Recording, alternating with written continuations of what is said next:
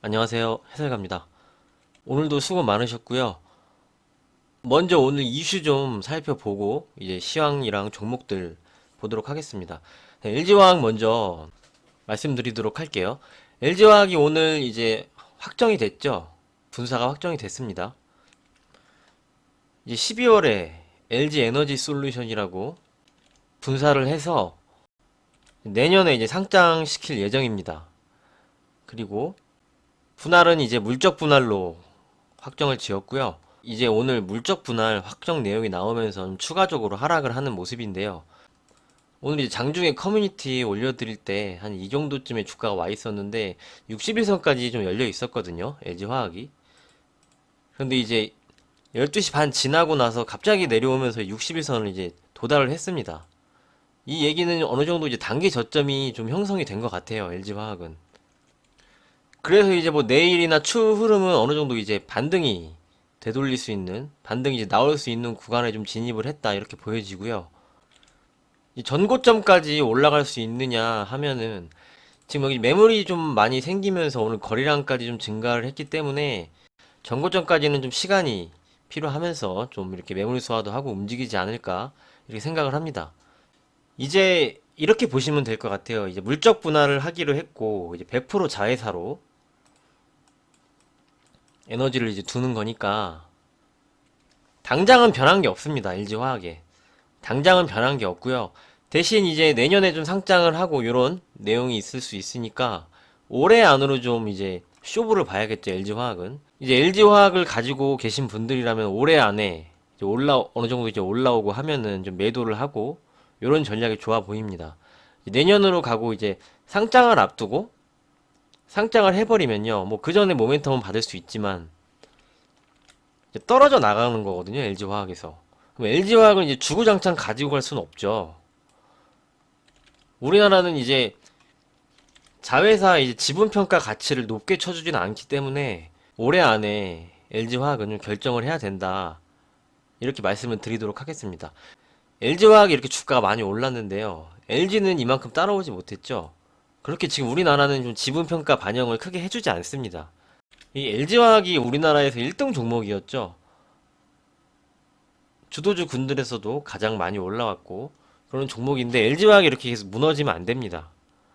이렇게 막 거래 실리고 매물을 막 이렇게 쌓아놓고 하면은 시장 자체가 좀 흔들릴 수가 있거든요. 그래서 추후 LG화학의 주가 흐름이 굉장히 중요하다. 잘 참고해 주시길 바랍니다. 그럼 이제 셀트리온 보겠습니다. 오늘 셀트리온이 이슈가 나왔죠.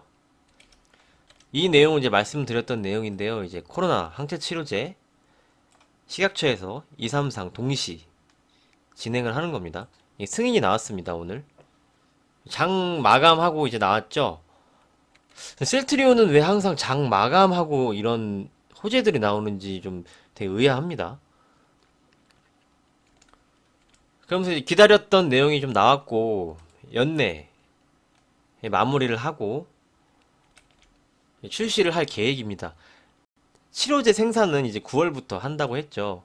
이 의미는 이제 회사가 좀 자신이 있는 거라고 말씀을 드렸죠. 이제 승인이 끝나고 허가가 난 다음에 생산을 하면은 그 물량을 맞출 수가 없기 때문에 미리 조기 생산을 해놓고 나중에 이제 승인이 나서 허가가 나면 그때부터 이제 바로 시장에 풀어서 판매를 한다는 이런 계획이죠.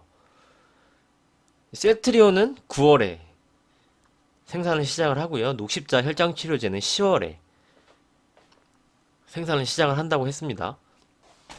그래서 여기서 이제 내용을 보면 올해 안에 2, 3상을 마칠 예정이라고 내용이 나오고요.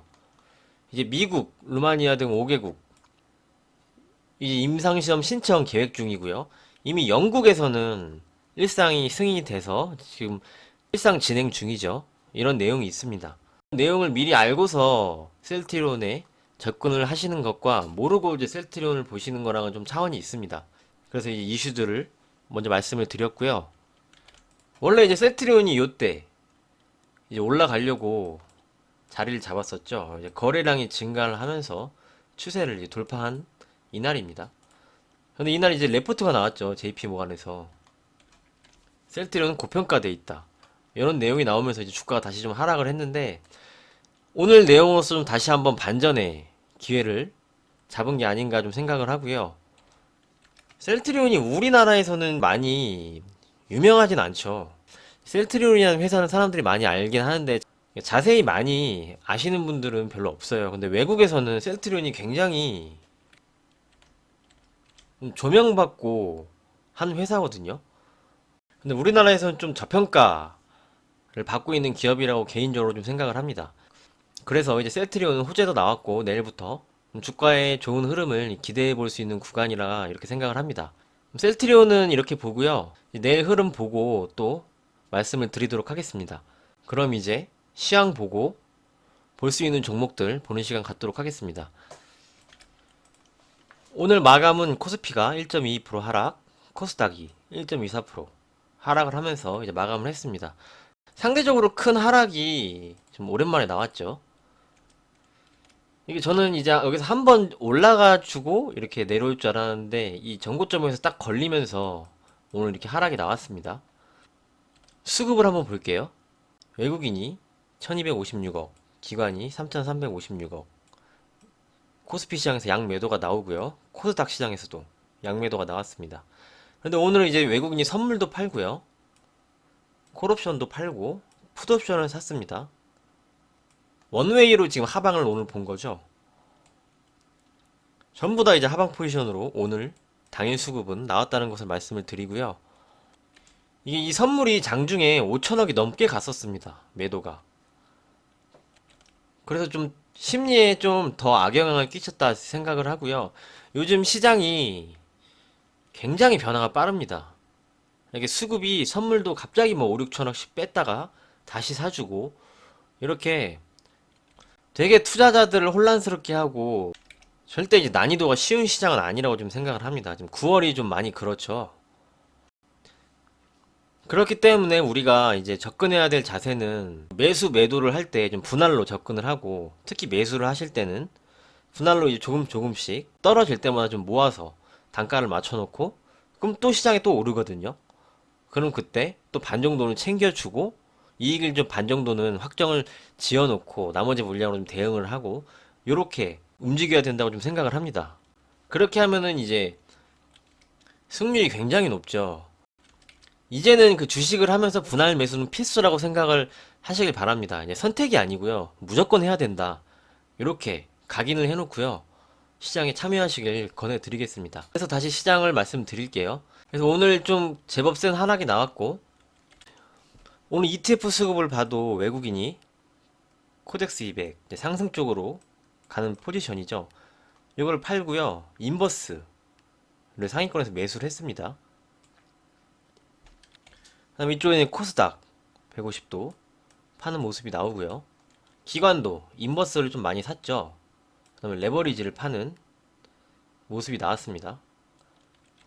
근데 이제 기관은 여기서 또 코덱스 200을 사고요. 또 인버스를 사고 150을 사고 이렇기 때문에 기관은 참 어떻게 지금 표현을 해야 될지 모르겠습니다. 주식은 계속 팔면서 허공에 좀 발길질을 하고요. 이렇게 교차 매매를 하면서 시장을 계속 교란시키고 있습니다. 지금 기관들 때문에 현재 시장의 질이 더 안 좋아지고 있거든요.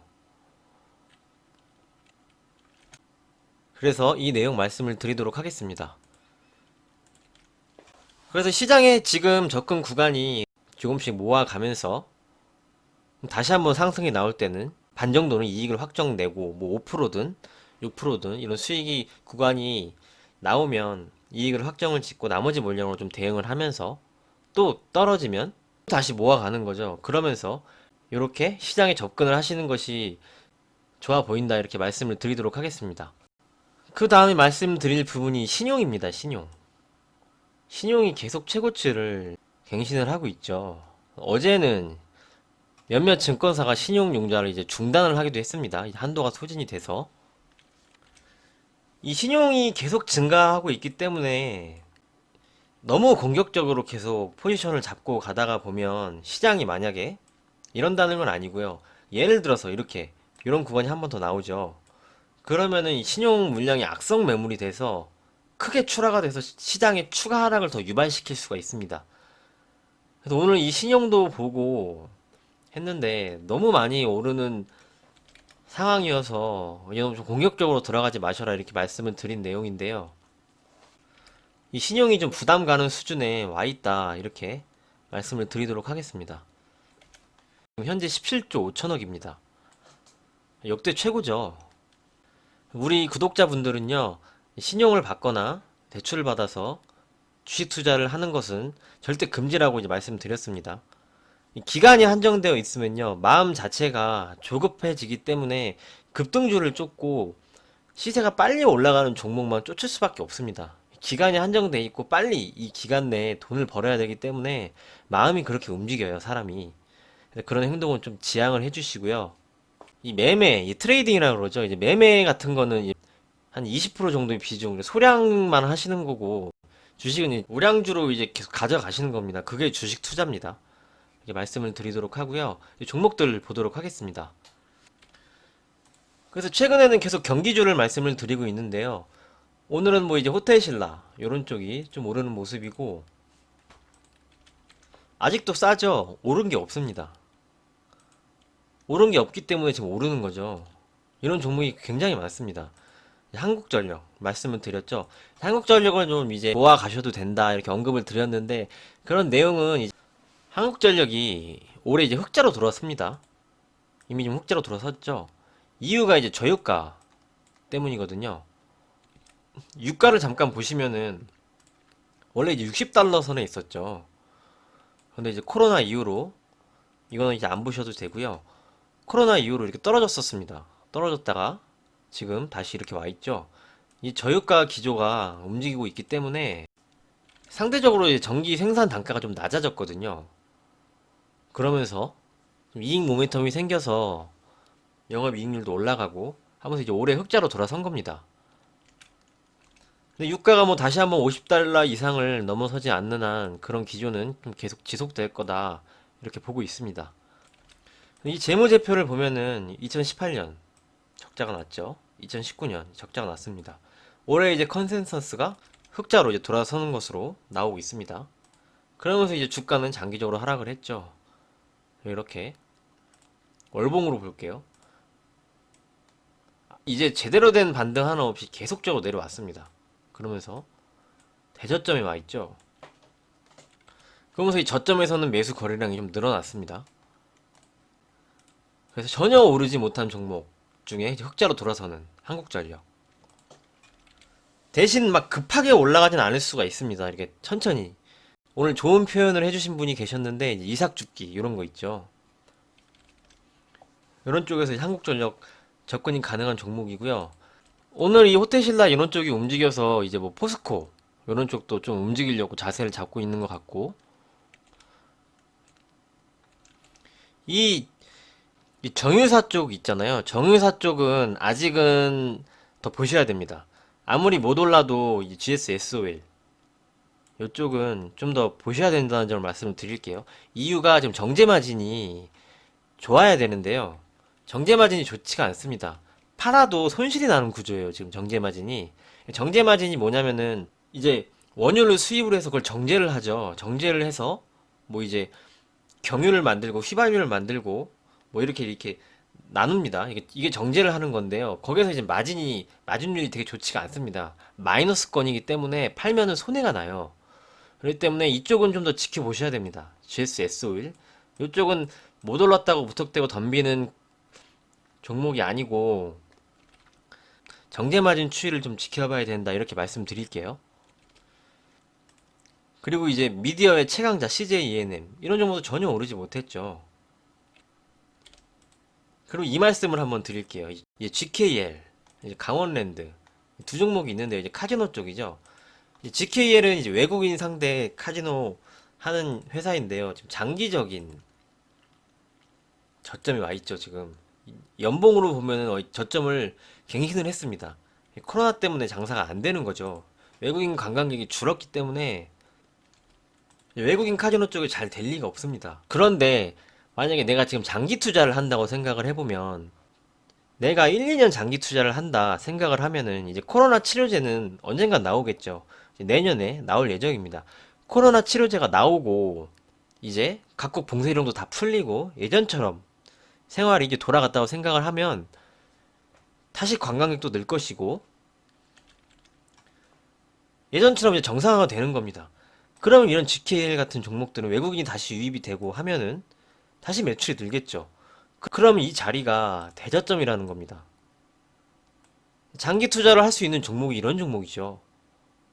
엄청나게 빠졌고 한국관광공사 이제 나라에서 소유를 하고 있기 때문에 민간 기업이 아니죠. 망할 일은 없습니다. 망할 일은 없고 장기 투자를 한다 생각을 하면 지금 이렇게 시세를 많이 받은 프리미엄이 높은 종목들보다 이런 종목을 모아서 가면 나중에 1, 2년 뒤에는 좋은 수익률이 이쪽에서 나겠죠. 왜냐? 지금 전혀 주가가 오르지 못하고 오히려 계속 떨어지고 있기 때문에 코로나 치료제가 임박이 되고 연말로 가면 갈수록 이런 종목에 관심을 가져야 된다 말씀을 드리도록 하겠습니다. 단기성이 아니고 좀 중장기성입니다. 경기주 쪽은 이렇게 보고요. 이제 말씀드린 종목은 이제 두산 하고요, 한국전력 그리고 SFA 세 종목입니다. 스윙 관점으로 뭐 당장 내일이 아니고 뭐 일주일, 2주일 이런 스윙 관점으로 이제 모아갈 수 있는 종목을 말씀을 드린 건데요. 한국전력은 앞에서 말씀을 드렸고요. 이 SFA 반도체 어제 커뮤니티에서 말씀드린 내용인데 수급이 이제 한번 들어왔죠. 수급이 한번 들어왔습니다. 지금 자사주 매입을 하고 있고요. 그래서 어느 정도 이제 주가가 떨어질 때마다 자사주가 방어가 나옵니다. 대형주 자사주 매입이랑 중형주, 소형주 자사주 매입은 차원이 다릅니다. 대형주가 자사주 매입을 하면요, 기관 외인이 거기에다가 물량을 던집니다. 왜냐하면 받아주는 주체가 확실하니까요. 하지만 중형주, 소형주는 그렇게 물량을 메이저들이 갖고 있을 수가 없기 때문에 자사주 매입이 호재입니다. 그러면서 SFA가 지금 자사주 매입을 하고 있다는 점을 말씀을 드리고, 이 회사가 이제 반도체, 디스플레이, 2차 전지, 4차 산업의 자동화 시스템, 그것까지 다 하거든요. 그런데 전혀 시세를 못 받았어요, 지금. 전혀 시세를 못 받다가 실적도 나쁘지 않습니다. 실적도 나쁘지 않고요. 영업이익 늘었죠. 2% 증가를 하고 수급을 보면은 오늘 이제 기관 외인이 다 파는 와중에도 이 종목은 양매수가 들어왔죠. 성장성도 있고 좋은 회사고 이제 SFA 반도체 이 회사의 모회사가 이제 SFA거든요. 그러면서 이제 반도체 쪽 모멘텀도 있고요. 그런데 이제 주가를 보면 전혀 못 올라왔기 때문에 관심 갖고 모아갈 수 있는 종목이다 이렇게 말씀드린 내용이고요. 이 자사주 매입 현황을 보면요, 계속 신청을 하는데 안 걸립니다. 밑에서 해놓는데 주가가 많이 안 빠지죠. 그렇기 때문에 체결이 계속 되지 않고요. 주가가 빠지는 경우에는 이렇게 체결이 됩니다. 그러면서 주가를 좀 방어해주는 모습. 이 지분의 5%를 자사주 매입으로 신청을 했거든요. 전체 지분에. 굉장한 겁니다. 전체 지분의 5%. 가뜩이나 지금 물량이 없는데 자사주 매입을 굉장히 많이 한다는 거는 좀 우리가 좀 지켜봐야 된다. 이렇게 말씀을 드리고요. 시간이 너무 많이 지나서 좀 빠르게 진행을 할게요. 두산 여기에서 지주회사입니다. 이 구간부터 이 구간에서 이 자리에서 이제 모아갈 수 있다 말씀을 드렸죠. 말씀드린 내용은 이제 두산 그룹주가 성공적으로 자구안을 마련하고 있고 이제 산업은행에서 받은 금액을 매각이 어느 정도 진행이 되고 있고 두산중공업이 1조 유상증자가 성공이 되면 자구안이 끝나는 겁니다. 이제 돈을 어느 정도 다 갚는 거죠. 두산중공업이 1조 규모의 이제 유상증자를 발표를 했는데요. 주가가 안 빠집니다. 안 빠지는 이유가 이 유상증자를 받겠다는 그런 심리도 좀 있죠. 그런 심리도 있고 기관에서 발표가 된 다음에 이렇게 크게 좀 들어와 있습니다. 금융투자가. 두산그룹은 이제 그런 모멘텀이 있는 겁니다. 이제 원전 때문에 정말 힘들었던 회사가 이제 풍력 쪽, 뭐 수소 이런 쪽에서 지원을 받기로 했고 그동안 너네 힘들었으니까 이제 좀 도와줄게 이렇게 보시면 됩니다. 그러면서 이제 두산 그룹주들이 많이 올랐고 두산 지주회사 이 종목은 모멘텀을 받지 못했죠. 그렇기 때문에 저가에서는 좀 관심을 갖고 천천히 보자. 이렇게 정리를 해드리도록 하겠습니다.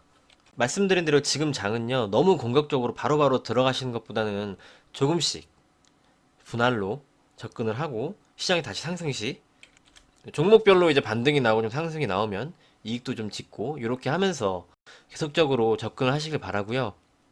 오늘 여기까지 하고 이제 마무리 하도록 하겠습니다.